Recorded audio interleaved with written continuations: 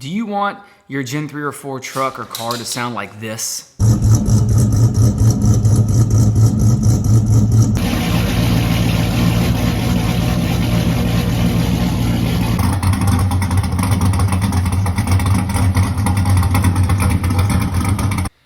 Well, this is the video that I didn't think I would ever be doing, but this is going to be how to do the ghost cam setup in the GM LS Gen 3 and Gen 4 cars and trucks.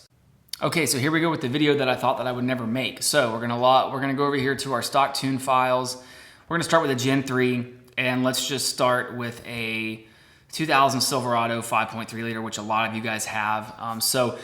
To make the ghost cam happen, we've got to go to our engine tab, our spark tab, and then right over here under idle adaptive spark control, hence the name spark control, okay? We have our overspeed and our underspeed, okay? You can see here if you hover over overspeed, and you read the description at the bottom, this is the amount of spark adjustment in response to an idle overspeed condition. So the idle error is above, okay, positive, and then underspeed, okay, amount of spark adjustment in response to an idle underspeed condition. So if we click overspeed, okay, so here's what we've got, this is basically saying that at a certain RPM, okay, 50 RPM, 75, 100 RPM, this is the amount of negative spark that it's allowed to dip down into. And then conversely, the underspeed, this is the amount of positive spark it's allowed to throw. Okay, so just keep that in mind. Notice that in the negative, okay, that if it's 1,000 RPM, okay, look here, if you're minus 25 RPM off your target, it can throw 7 degrees in, or it can try to make it 7 degrees, and in the scanner you would see the spark doing this. Okay, so what that means, and typically what I teach you guys in some of my other courses is, if you have a camshaft, what you want to go and do here and do is that this negative 30, you do not want this. In the event you have an instance where the RPMs go way out of control and the spark is just allowed to do whatever it wants to do, this can cause the vehicle to run strange. It can die because it's cutting all the spark out. So I always say that negative 15 is a good number. So I would always do something like this.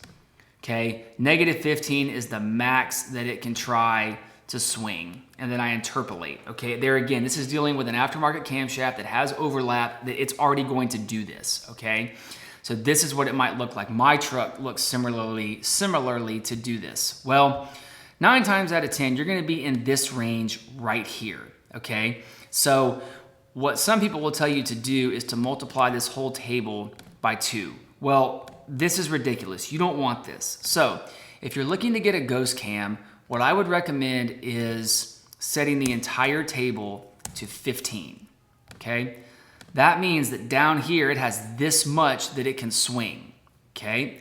So on the other side of this, okay, 12, we're not too far off. What I would recommend doing is just making this entire table 15. Okay? So, actually, sorry, this should be negative 15. Yeah.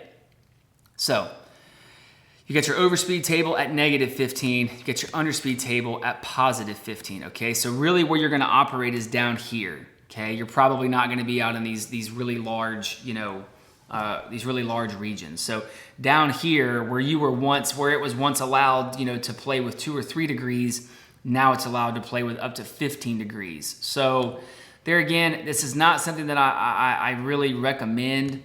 If we go to a Gen 4 vehicle, it looks kind of similar. Let's do this Camaro.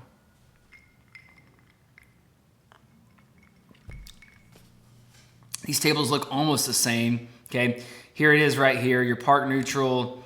Yeah, this one's kind of nice because you have a park neutral, a gear, and then a coast down. I do not recommend really touching these coast down regions. Sometimes you'll see people copy the neutral to the drive or the drive to the neutral. I wouldn't really mess with those, especially if you have a stock cam. But the park neutral, there again, you notice that negative 24 is the number. That's a lot. You could just make this entire table negative 15. Okay, that way these regions down here, this is where your chop is gonna happen, okay? And then on the underspeed table, there again, positive 22 is the number. We would make this entire table positive 15. 15 is just kind of the number where we've landed at, okay? In gear, you could also do the same thing. That way it would chop in gear. Do something like this. Just be prepared though, you might see some adverse side effects, so just be cautious, okay?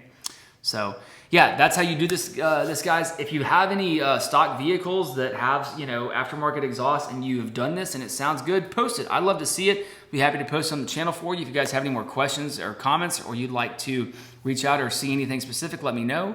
And yeah, like, comment, subscribe. I'll see you in the next one. Thanks.